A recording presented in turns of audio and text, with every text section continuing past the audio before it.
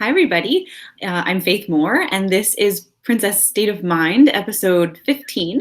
Thanks so much for being here. This is the mailbag episode, so I'm going to be answering your questions that you submitted earlier for the entire show.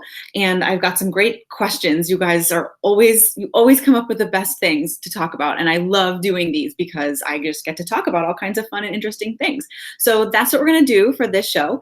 I already have all the questions. So if you're watching live, unfortunately, you can't ask me a question, sorry, but you can interact in the chat box with each other. And I will read that later. I am terrible at multitasking and I can't read what you're saying and talk about this and your questions at the same time. Sorry, I know people can do that. Should probably get better at that. But if you would like to ask me a question for another episode of this show, I will do this again. Or just to get in touch with me ever at all, you are welcome to get in touch with me via my website, which is www.faithkmore.com. And then you can click on the little contact form and that will go straight to me. And I always answer them. So please feel free to reach out with questions for future episodes. And also, before I start answering your questions, I do just want to let you know that my book, Saving Cinderella, What Feminists Get Wrong About Disney Princesses and How to Set It Right, is now also an audiobook narrated by me. So you can find that on Amazon. It's in paperback, an ebook, and now an audiobook. It's also available via Audible, which is affiliated with Amazon. So I think if you go through Amazon, it just takes you to Audible. I don't really understand how that works. But anyway, both of those places have it. And it was super, super fun to record. And I hope that you'll check that out. And I'm trying to think if there's anything else I wanted to tell you. No, that's it. So I hope you'll buy the book. If you read the book or listen to the book and you like it, please leave a review. That really helps. So let me just get to your questions. I have them here. I have them on an actual piece of paper. I know I'm so low tech, but I have them right here and I'll just answer them and we'll get through them. I am not going to answer every single question I got. I am sticking to 10 questions. So I tried to get at least one from everybody that submitted, but I didn't put all of them on. So if you're wondering where your question is, sorry, maybe next time. But hopefully everybody that submitted a question gets at least one question answered. Okay, here is the first question. What are your top 5 Disney princesses? And then rank them if possible. That one's from Eric. Okay, so I can do that. Starting with my favorite. So starting with number 1, Belle, obviously. Ariel. Rapunzel, Cinderella, Snow White. How's that? Yeah, I'm sad to not put the earlier princesses first, but those films are iconic and they're wonderful and they really set the stage for what a Disney princess is and what it means to be a Disney princess. But the films themselves, I think, are a little dated and I don't enjoy watching them as much. And I think especially Belle and Ariel, the kind of Renaissance princesses, kind of embody the symbolic characteristics that Snow White, Cinderella, Aurora put forward for us in a much more realistic way, which means that they're kind of more entertaining for us as modern moviegoers to watch. And then Rapunzel is kind of one of those ones that I have a sort of soft spot for because she kind of burst back onto the scene when I had thought that the idea of a Disney princess had kind of succumbed to modern feminism. And then there she is, this completely traditional princess, but in the guise of a sort of modern, modern teenager. So I like her. Ooh, can you hear that? Somebody's playing really loud music. New York City, everybody. So anyway, those are my top, and I know some of you really love Aurora, and she's very beautiful, but she's really only on screen for 18 minutes, and she really doesn't do very much. So I'm sorry, she's not in my top 5. But those are my top 5. That's all I have to say about that. Okay, number 2. This one is from Woodrow Wilson, presumably not the former president of the United States, but you never know. Which is better, 1,000 Twitter responses or 10 people in your living room? I have to be honest with you, both of these things sound horrible to me. Um, I I mean, did the 10 people in my living room just appear? I mean, what if I didn't clean up? Like, who are they? What if I don't like them very much and I have to entertain them? I would definitely feel like I had to offer them all some sort of beverage. I don't know. That seems really stressful. And then 1,000 Twitter responses. Like, I don't know why. I mean, I guess that would be, if they're good, I guess it would be good. I would have a hard time reading them all. I'm not totally sure. There's not a lot of information in this question. But I will say this, even though I am an introvert and even though I really enjoy Twitter, I have to say that I think that actual face to face, in person interaction and communication is better than online communication. And I also think that online communication should be a bridge to like IRL communication, because I think that I've become really fascinated with Twitter, and I kind of hope to write and make some videos and do other things about my thoughts on Twitter soon, because I have become sort of like maybe unhealthily obsessed with the idea of Twitter and social media in general, because I think it's this amazing tool that is being used so badly, and so I want to think about ways to use it in a way that is really productive, because I feel that I mean, my Twitter following is small if you're comparing it to like sort of personalities, but incredibly loyal. I mean, I've had lots of different experiences on Twitter where, somebody will sort of attack me about something, and like all of these people, all of you guys come and you sort of defend me, and it's fantastic and amazing. And I can only sort of say that I wish we all kind of used Twitter as if we were interacting with actual human beings, because I don't think we do. And I think we all use it as this kind of outlet, and we all hide behind our computer screens and we say like the awfulest, vilest things that like we wouldn't say to each other, I don't think, if we were really there in person. And if you would say those things, then like that's something else you should be examining about yourself, right?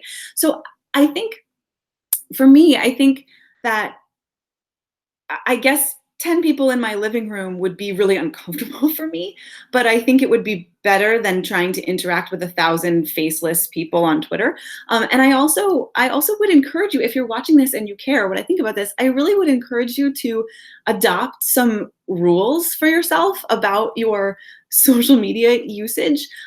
One of my top rules is imagine that everyone you're talking to on Twitter is real. And obviously, like, they are. I know there's some bots and things like that, but like, really picture that. Like, before you tweet something, imagine another human being is going to read that.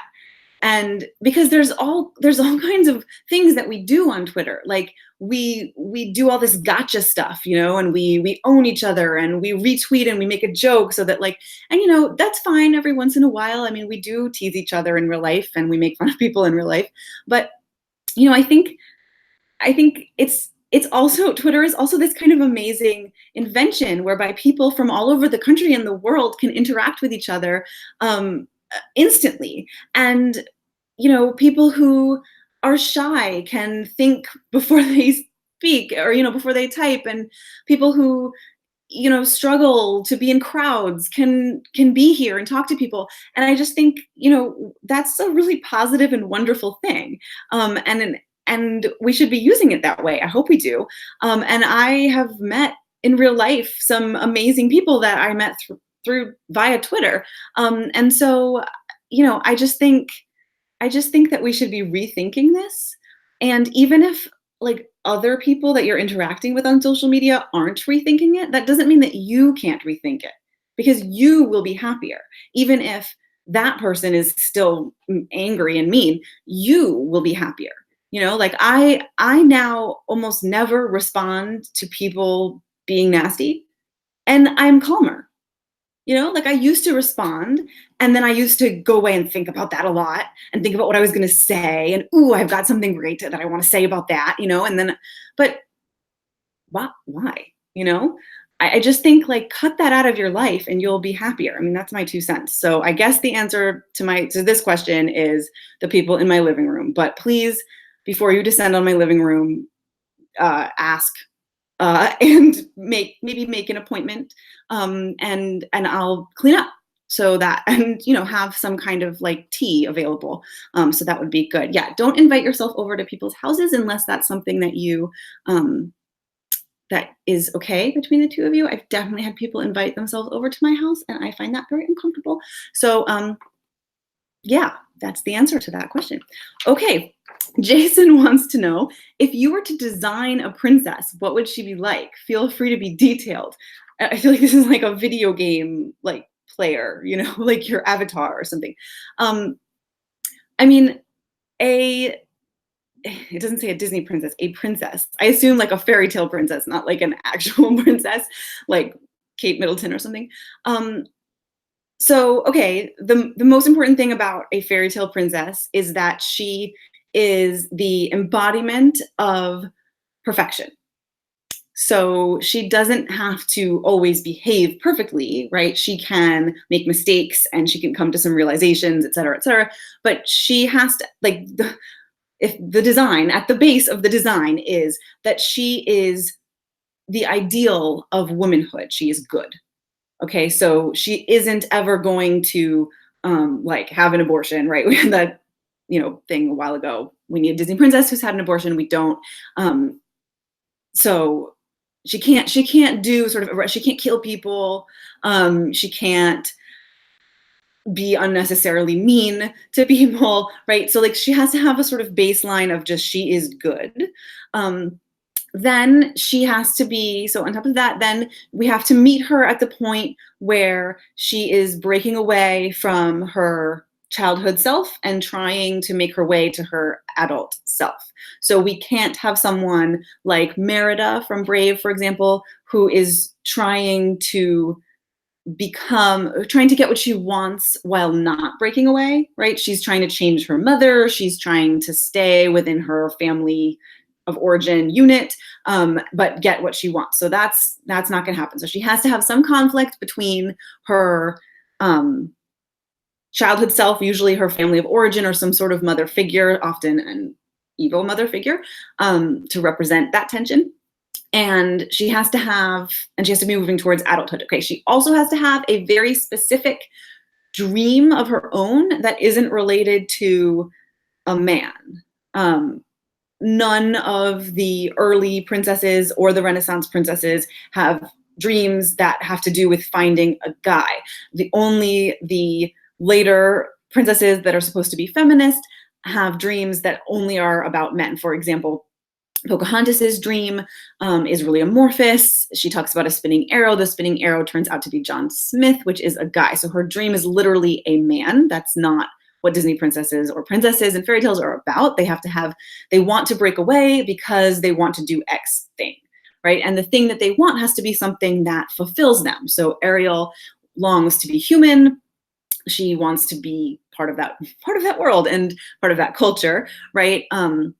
Belle wants to find adventure, but really what she wants is to find acceptance from people for who she really already is, right? She wants people to understand her, that she is intellectual and that she's interested in things beyond just sort of the day-to-day life of this little town, right? So a princess has to have that. And then she has to be open to love. She has to believe that love is a force for good in our lives, and that it is something that can support and elevate her goals, and that the person, her love interest, the person that she loves and who loves her back, can support her and move forward with her, and she believes that it's not a hindrance, so she's not sort of actively pushing love away. So I guess that's it. I'm not sure if I'm supposed to say like what she would look like or what her name would be or something. I don't really know. It actually doesn't matter. I mean, Disney princesses, fairy tale princesses are beautiful on the outside, but only because it represents their beauty on the inside. You can definitely tell a story about a princess who is ugly, but you have to take the story out of the fairy tale. I call it fairy tale shorthand, out of the fairy tale shorthand and into real life. And then you can tell a story in which the princess is good on the inside and ugly on the outside. That's acceptable. So I can't really say like what she would look like or where she would be from or whatever, but those are the elements of a princess that I would have to include if I was going to write a story about a Disney princess. Okay, this one comes from Abigail. How did you get started as a freelance writer? Any advice for a young person who wants to do what you do? Okay, yes. So I got started because, I definitely had a little help in the sense that I wrote a piece. The first piece that I ever got published was a piece about about having a miscarriage and having that experience bring me to God and to Christianity. If you want to read that, I put the link in the description of this video. So the first thing I did was I wrote that. So I had something to say and I wrote it. But then I am very, very fortunate to have a dad who is also in this field, right? So Andrew Clavin is my dad, if you don't know. And he put me in touch with the editor at The Federalist who read it and liked it and put it up there. And then that allowed me to go to the editor at PJ Media and say, hey, I wrote this. Would you be interested in hiring me to write for you? And they did. And that's how that all happened. And then down the line, then I sort of built up credits, right? I had this here. I wrote for Acculturated a couple times. I wrote, and then I could go to the Wall Street Journal, and then I could go to the Daily News, and also through my contacts, right? I know people who helped me along the way, et cetera. And so there's all of those things happened for me, which I know is not the case for everybody. And so that's a little bit tricky in terms of how should you do this? Because that is part of my story, is that I am fortunate to have a couple different people who helped me along the way. And then once I had all those credits, then I was able to sort of move on and do things on my own. For example, I didn't know anyone at Evie, which is where I'm mostly writing now, but I just pitched them and they accepted my work. But I had all these clips, all these credits to my name. So if you know somebody, that's great. But even if you don't, I do have a few tips I think that could be helpful. So the most important thing I can say is that you should write, and you should get your writing out there into the world in a place where other people could find it.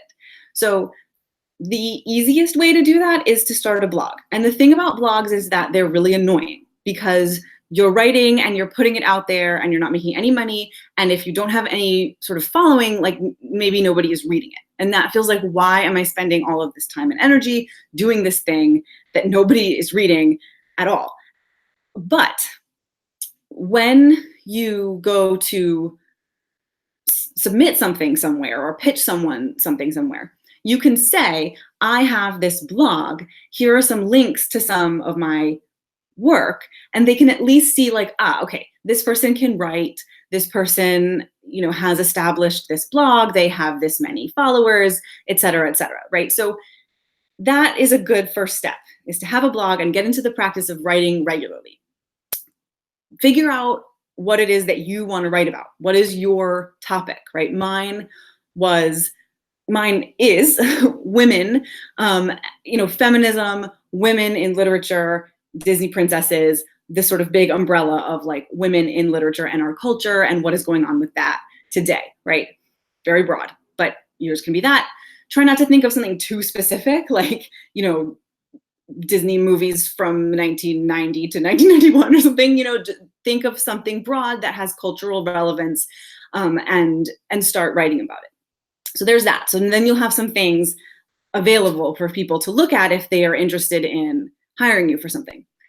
The next thing is apply, submit everywhere. Submit everything everywhere. So, big places, submit to the Wall Street Journal, the New York Times, everything. And also, anything that's taking submissions, small people's blogs, smaller publications, websites, all kinds of things. It's easier to get published on a website than it is in print because websites are constantly updating their content, so they need more versus a print magazine or newspaper, which has like one issue every X amount of time. So, go on the websites and places of sites and publications that you think you would be good for. Click on their submission guidelines. If you can't find them, just Google like Wall Street Journal submission guidelines or whatever, and look at what they want. Follow the submission guidelines like to the letter. I mean, really, like don't get cute or funny. Follow what they say to do. Do it. Proofread every single thing, even your email that just says like, hi, here's my article. Proofread everything before you send it in an email or anywhere. Have someone else look at it. Okay. And yeah, I just like, submit. Some places want pitches and some people want actual articles. So a pitch is just where you tell them like, this is my idea. I saw a study saying that women are, women have better sex when they're married than when they do when they're not. And I have this angle that I want to say. So this is it. It's like 3 sentences. This such and such publication said, such and such study said this. I think this is what I want to say about it. Boom. Okay. And then, you send that off. Or personally, I usually write the article anyway. So like if somebody is looking for pitches and I want to pitch them, I write the article and then I pitch them. So I don't give them the article. I just pitch and I say, this is what I want to write about. And then if they say great, then I sort of edit it a little bit more and I wait a little while so they don't think that I can actually write something in 30 seconds. And then I send it. And the reason that I do that is because 1, it helps me to focus my thoughts about what I'm trying to say. And 2, it means that I can sort of send it to multiple places. Like if somebody says no, I can very quickly go to the next place. And 3, I can then put it on my blog if nobody wants it. So that's a little tip. And what else? Yeah, so write. If you can't get published somewhere yet, start a blog, submit everywhere, and proofread everything. Make sure you're following the guidelines. And I think that's pretty much it. And the other thing is that if you're writing sort of like cultural pieces and sort of journalistic pieces, find a news hook. Like nobody's going to want something unless what you're submitting, the place you're submitting to is a place that does like think pieces. There always has to be some reason why you're saying what you're saying right now. So find some news article or study or something that has to do with what you're saying and lead with that. And do it fast. Like a week is sort of your outside window for news items, right? So, if the new trailer for some movie that you're really interested in drops and you want to write an article about what's going on with that movie, you have to pitch or submit about that like that day or the next day. And after that, it's over. And sorry, but you can put it on your blog. You can put it on your blog whenever you want. Okay, so I hope that's helpful. Sorry, that was kind of a long answer. I hope that that's helpful. Feel free to email me also. Contact me on my website if you have questions about what I just said. Okay. All right, here's somebody asking for advice anonymously. So here's the situation. It says, how do you deal with it when your spouse is grudgingly pro-abortion and you are pro-life? Her position has changed over our marriage and I'm finding it really hard. I love her just as much as ever, but I don't admire her like I used to, and I'm finding that very hard to process. It's become an unsayable thing between us. She's anti-abortion, but who am I to say, if you know what I mean? Okay. So this is tricky. I get it. I'm married to someone who generally votes Democrat and is an atheist and is also pro-choice. And I am none of those things. So I get it. But I mean, here's what I'm hearing in this, that you're saying that your wife is sort of grudgingly pro abortion in the sense of like, who am I to say if someone else wants to, but I wouldn't get an abortion. So that seems very kind of manageable to me.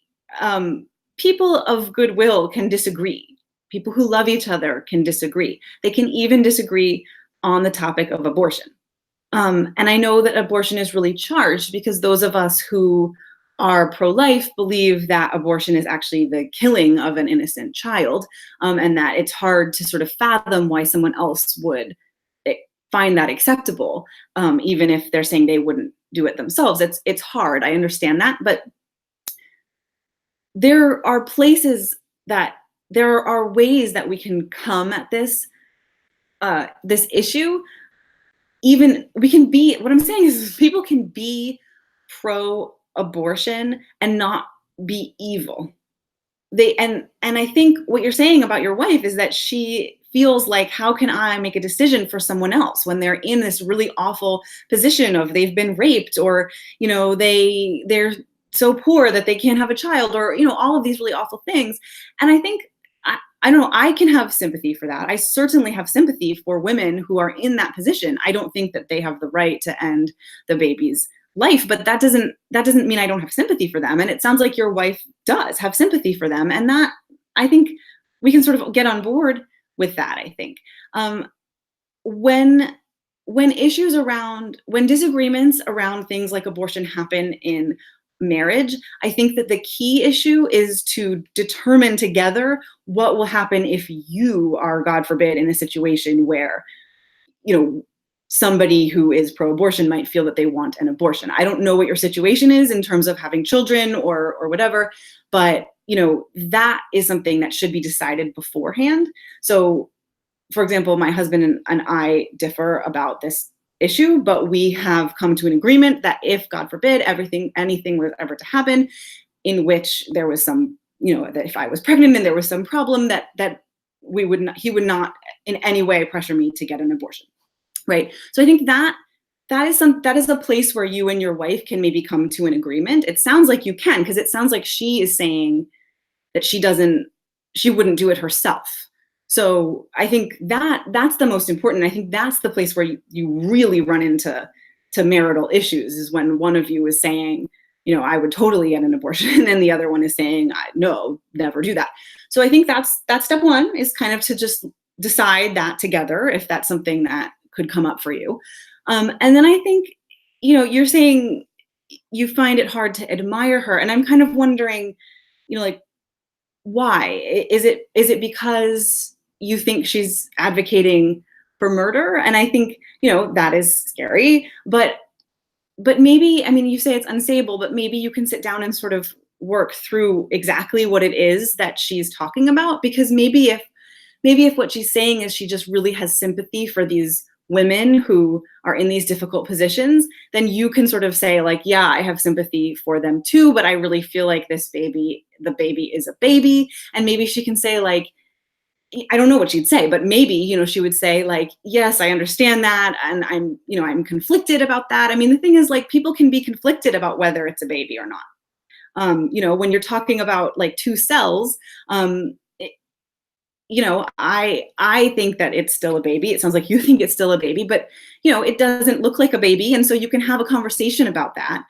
So I guess I think you should cut your wife a little bit of slack here, and maybe try to kind of feel out what it is that she is, why she feels like it's not her position, or whatever it is. But it really sounds like you're not dealing with a sort of militant shout your abortion person who thinks abortion is great. That kind of rhetoric feels evil to me. But the rhetoric of just like, I'm conflicted about this, I have a lot of sympathy for these women, I don't really know what to say about a baby that's only 5 weeks gestation or something like that. I think we can all kind of agree that, like, there's some gray area, and there's some that we can disagree with one another and still understand that we're not evil. And so I don't know. I think what you're saying is is that you disagree about something that's important to you and that's painful, and it is painful, you know. I get that, right? Like it's really painful, and um it's hard to have those conversations with someone you love, because even just for me, it's sort of like, how can you not understand that this is a baby, or whatever it is that that you're talking about, and this, because this is someone you love and you want to be on the same page, and you probably are on the same page about a lot of things. But I think, I think we can disagree with our spouses, and it's okay.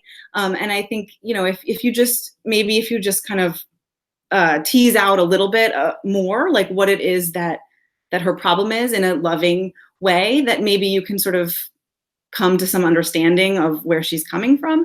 I'm not saying that's going to solve it. I mean, maybe she's going to suddenly come out and say that she, thinks it's fine to kill babies. I don't know, but I just think, I don't think that this needs to be a kind of deal breaker in your marriage, especially since it sounds like she's so um, ambivalent about it, and especially since she doesn't seem like it's something that she would do herself, or ever sort of ask you to be a part of in your own marriage and childbearing. So that's kind of my answer. See if you can tease it out a little bit more. See if you can kind of have a little bit of understanding of where she's coming from, and ask her to have some understanding about where you're coming from, and maybe that will help.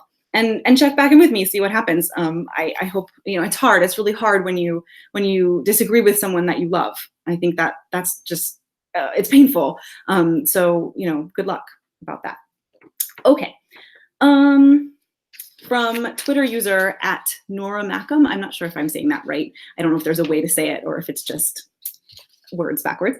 Okay, this question is, because of the cringiness I see online, what is your opinion on the proper way to compliment a lady versus improper, particularly as strangers? Okay, I feel like I need more information here. So, like a stranger, I would want to know, like, why are you complimenting a stranger? Like on the way that she looks, on the way that she is doing something. I'm a little, I'm not totally sure how to answer this question, but I'll do the best that I can. So if it's a stranger and you're like wanting to ask this person out, and therefore wanting to compliment them, definitely, and what you want to compliment them on is their physical appearance. I mean, first of all, let me just say that, like, the cringiness online, I generally find not very cringy. Like, for example, if I'm walking down the street, which I've reached an age where this doesn't happen anymore, but in my younger years, when when you're walking down the street and somebody whistles or says, "Hey, baby," or whatever, I don't know. I always just kind of thought, like, oh, that's nice. If they're like threatening me, that's bad. But I'm not advocating for you to wolf whistle. Please don't do that.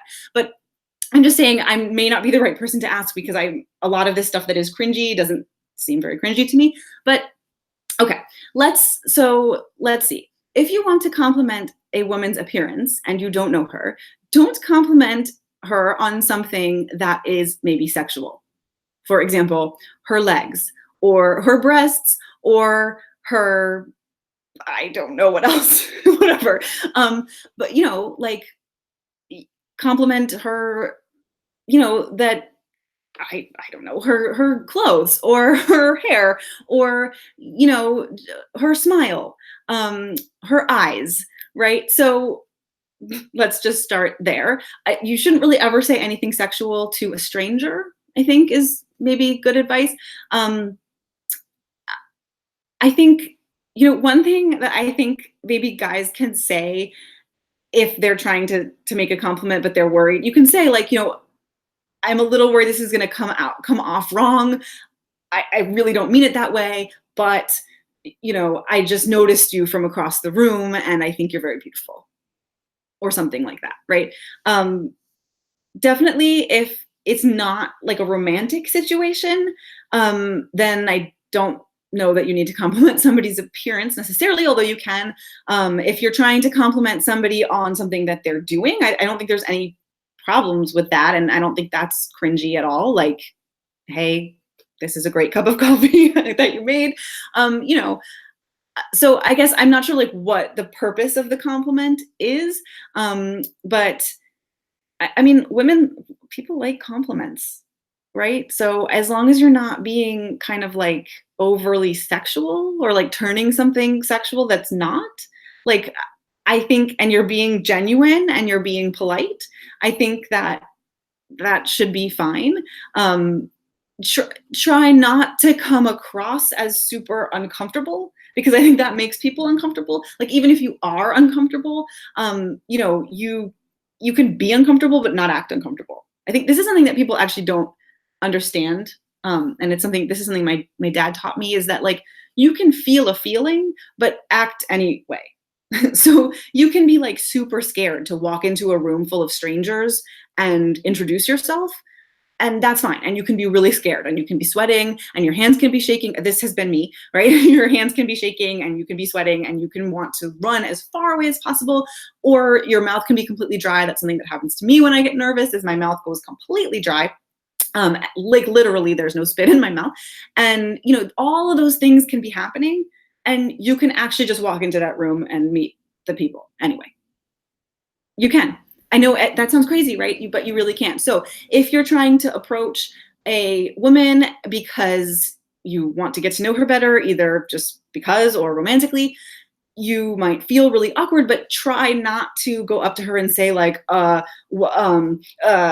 sorry, I'm really awkward, or like make eye contact. Think about what you're going to say before you say it and then say it. If you trip over your words, that's okay, but just say the thing, and then make some small talk, so I think, I don't know if this is answering the question. I'm not sure if this was like a romantic question or not. But I think try not to worry about like what's politically correct. Just like don't be a jerk, and don't be sexual if it's not a sexual situation. Okay. Let's see. This is from Nate. You've talked a lot about how girls need fairy tales, but do boys need fairy tales as much as girls? If not, what fairy tale equivalent do they need? Okay, this is a good question. So I've talked about this a little. I put some links in the description of this video about some of the times that I've talked about this. One was an episode of this show. I had Jacob Airy on as a guest, and we talked about Disney men, but also like what do boys need in terms of we talked about what a princess fulfills for girls and what do guys need.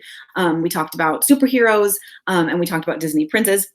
I also have written about Disney movies that are good for, or Disney princess movies that are good for boys too, and that link is in the description also.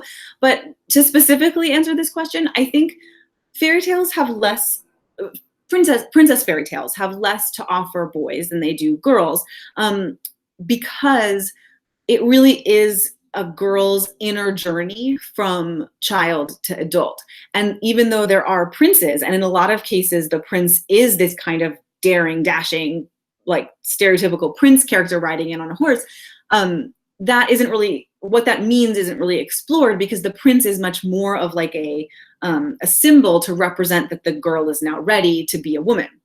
And I've talked about this a lot before, so I won't go into that. You can read my book if you want to know more about that. But so I think that boys get less out of the prince archetype than girls get out of the princess archetype. So what do boys need? So if girls are looking for someone to show them the way out of childhood into adulthood, and the princess is the one who can do that to show them what it looks like to be a full and complete adult human being, boys are also looking to move out of boyhood and into manhood. But what they need to do is they need to go on a quest. They need to go out into the world and, sorry, I'm plugging this in. They need to go out into the world and save the girl. That's what they need to do. They need to rescue someone, right? They need to be the hero. And that will, they need characters who show that to them, because that is going to show them how to be a man, how to take all of the sort of maleness that's inside of them, all of that passion and aggression and sex drive and all of those things, and how to channel it to something good, how to be a hero. And so that kind of character is more, that kind of narrative comes to boys more helpfully in knights, like knights in shining armor, King Arthur, any sort of tale about, Sir whoever and the whatever, that, Sir George and the Dragon or whoever um, there. And also, I think superheroes, right? Like Batman, Superman, all of that, right, is another way that boys can kind of experience that idea of channeling their masculinity into protection and rescue. So I think boys can get things out of fairy tales, particularly from the character of the prince and how the prince comes into the life of the princess and what he does there. But I also think quest stories, knights in shining armor, and superheroes are great for boys. Okay. All right. So again, at Nora Mackham from Twitter asks, "What's your opinion of Pride Month?" And my answer is, I don't. It's fine. Like I kind of think this whole idea of like months for different groups that have been previously oppressed or in the minority is kind of odd, because it's sort of like, well, does that mean that all the rest of the other months we don't study, for example, like Black history or what, like that there were just no Black people, or that there were no gay people around, and but on the other hand, I get it. It's sort of like we want to draw attention to this potentially marginalized group. So I'm fine with sort of events that have to do with that. I have an issue in general, not just with gay pride, but and like in our culture in general, I have an issue with the elevation of sex over love. So I think this in terms of gay and straight, right? I have a problem with the idea that sex and sexual gratification is paramount, and it takes precedence over everything, and that we must satisfy all of our sexual urges all the time. I recently wrote a piece over at Evie magazine. You can take a look at it, where like I just looked at sort of some popular magazines and giving advice to women, and the advice was all about just kind of like how it's empowering to kind of like meet all of your sexual desires, even to the point of like cheating on your husband because he won't do something in the bedroom that you want him to do or whatever. And so when I sort of see these gay pride events and these gay pride parades, like it seems very sexualized to me. And I think that, that isn't really what we're talking about. I think that, the gay rights movement is really about people being allowed to love who they want to love. And I think sex is a part of love. But I think that we sort of lost our way in general as a culture in terms of what is important in a relationship between two human beings. And for me, the answer to that is love is the most important thing in a romantic relationship, and that sex is a sort of physical expression of that love. And so I guess that is my issue when I look at some of these events, is that they seem very sexualized, and I just think that isn't really the issue. The issue is that people who love each other should be allowed to love each other. So I guess that is something, but otherwise I don't really have an issue with Gay Pride Month or whatever. I didn't even really know it was until all the rainbows started showing up. So, that's my answer. Okay, two more. This one is from Brian. Religiously, what were you before and now? And how has that affected your relationship with your husband since this happened after getting married? Okay, so this refers to the fact that I became a Christian. Well, I was baptized about 1.5 years ago, and I became a Christian maybe like a little over 5 years ago. My son is 4, so I guess 5 years ago. And it happened because, as I was mentioning this earlier, I had a miscarriage before I had my son, and that experience led me to God, and specifically to Christianity, which you can read about in that article, which is down in the description. Just click on it. And that is that piece. That's the first piece that I ever got published. So that's another reason why I've just mentioned that. So the question is, so I became a Christian, what was I before? And this happened after I was married to my husband for many years. I think 5 years we were married at this point. And yeah, we're about to be 10 years married. Isn't that great? In August. Yay. So how has that affected it? Okay. So before this, I was basically like an agnostic, I guess. Like I believed that there was more to life than just what we could see. I believed that there was probably some sort of higher power. I believed in an afterlife. But my general feeling was like, I can't see it. No one has been there and come back to tell me about it. So I just don't know. And I felt like that is very reasonable. It felt very reasonable to me to say, like, I don't know, so I'm not going to pretend that I know, and I'm just going to kind of live my life and, assume that, that I'm just going to try to do the right thing and live my life, and that, when I die, I'll go somewhere, and that's when I'll know, and so, but, as I write about in the article, when things came up, things that were difficult or things that I really wanted, I would definitely pray. I mean, I would sort of sit there being like, please God, in this instance, please God, let this baby be okay. Please let the baby be okay. But it's like, I didn't really know who I was talking to or what that was all about. And so that's what I was before. And then basically it was because, I was saying, please God, let this baby be okay. And then it turned out that the baby had some sort of anomaly whereby if it had been, I guess I was saying, please let the baby live, and if the baby had lived, it would have been sort of disastrous for the baby and for us and et cetera. And, God knew, God had the whole picture and I held only this tiny part. And I sort of let go of that idea of control. I don't really have control. And I sort of let go of that.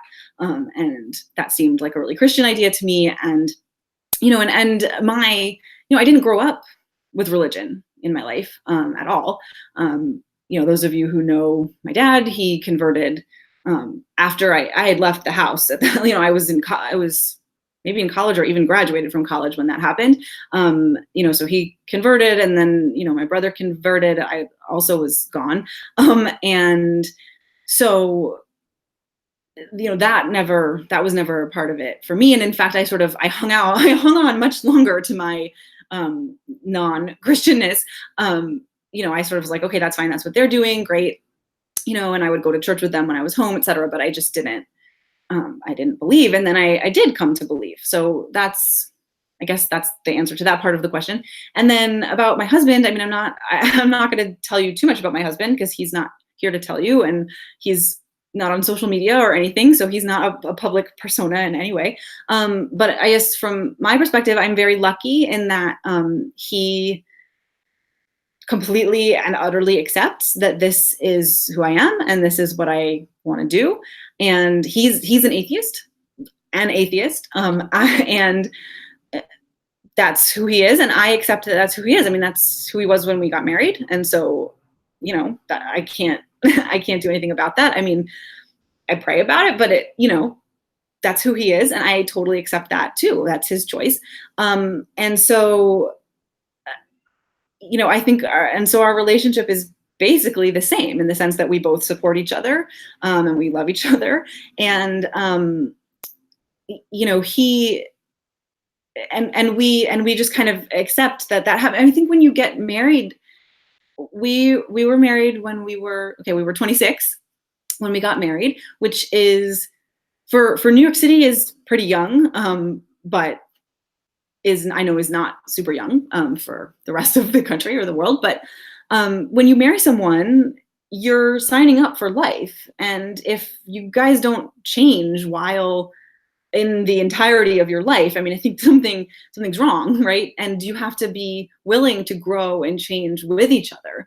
And even if the thing that happens is a big thing like this, like somebody changes their religious views, if you've signed up for this, if you love each other, then, you kind of have to work that out. I mean, there are certain things that, if one of us had like joined the Nazi party or something, then I think we would have to have a conversation about that. But, mostly I think, you kind of work through that. And you love each other. And also I think, we still share similar values, like about how to be in the world. And even though he doesn't come to those values through Christian faith. And also, like, I didn't necessarily come to them through Christian faith. I just now have Christian faith and also those values, and I think that they're aligned. We share those values, so we have similar values about how to raise our child. We have similar values about how to exist in the world, et cetera, et cetera. So I think that is also important too, and you should sort of work that out with somebody before you marry them, because I think those are the things that are really hard. Like I was talking about earlier, like if your spouse, is saying like that they would get an abortion, and you really don't want that. I mean, that is really awful. Or like, if somebody, that's really hard. Or if somebody says, that they don't want any children and you do, I mean, that's hard. But we share similar values, and so it isn't as hard for us. So that's the answer to that. Okay, last question. Ooh, wow, I've been talking for a long time. Okay, this comes from Anonymous. How do you balance being a mother and a creative? I love this question. So yeah, I am a mom. I have a 4-year-old son. I'm a stay-at-home mom.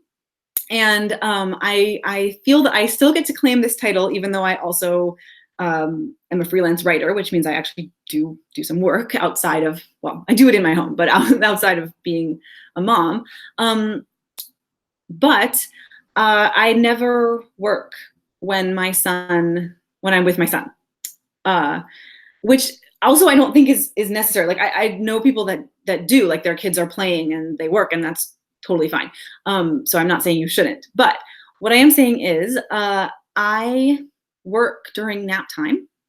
So I became when I published my first piece, I had a like 10-month-old baby, basically. So he didn't go to school or anything like that. So I was never, and I didn't have any childcare. So, which I don't necessarily recommend, like get a babysitter every once in a while if you can afford it.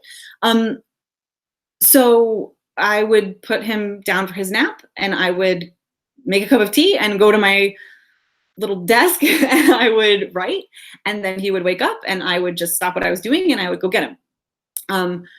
Now he is in school, so he goes to just mornings, and then I work then. So I drop him off and I work for a couple hours and then I go pick him up again. So I think it's really about committing to the time, right? I know a lot of people sleep when their kids sleep. That's the advice, right? Sleep when the baby sleeps. I could never do that. I don't know. I was just worried about waking up and stuff like that. But if you need a nap, take a nap. You don't have to do it every day. But I think, for me, it's sort of like, if I'm not writing, I'm not happy. So I have to do it. So it's about when, so maybe some people might do it after bedtime. For me, that's the time that I want to spend with my husband. So I don't work after bedtime.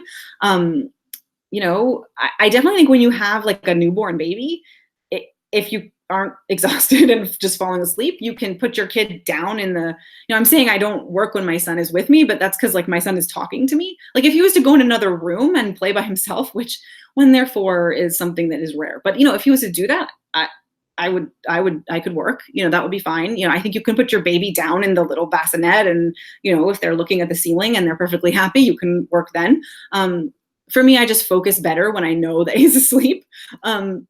So I do that. And then I also, my husband takes my son out on the weekend sometimes, and I'll work then.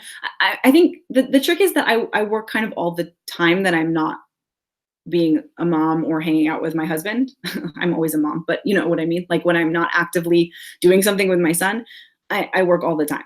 So you kind of have to just like commit to doing that. And if you can, and you have discipline and, then you'll be fine. Turn off your social media, turn it off, just off, right? I do things where like I check my email, I check Twitter, I check Facebook, I turn it all off.